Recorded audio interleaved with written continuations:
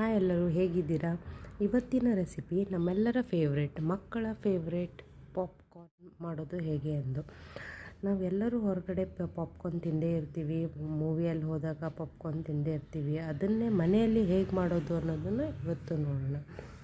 ಒಂದು ಪಾತ್ರೆಯಲ್ಲಿ ಆಯಿಲ್ ಹಾಕಿ ಒಂದು ಸ್ವಲ್ಪ ಬಟರ್ ಹಾಕಬೇಕು. ಬಟರ್ ಸೇದಿ ಹೋಗುತ್ತೆ, ಹಾಗಾಗಿ ಒಂದು ಸ್ವಲ್ಪ ಆಯಿಲ್ ಹಾಕಬೇಕು. ಅದಕ್ಕೆ ಪಾಪ್ಕಾರ್ನ್ ಹಾಕಿ ಒಂದು ಸ್ವಲ್ಪ ಉಪ್ಪು ಮತ್ತು ಬೇಕಾದರೆ ಅರಿಶಿನ ಹಾಕ್ಬೋದು.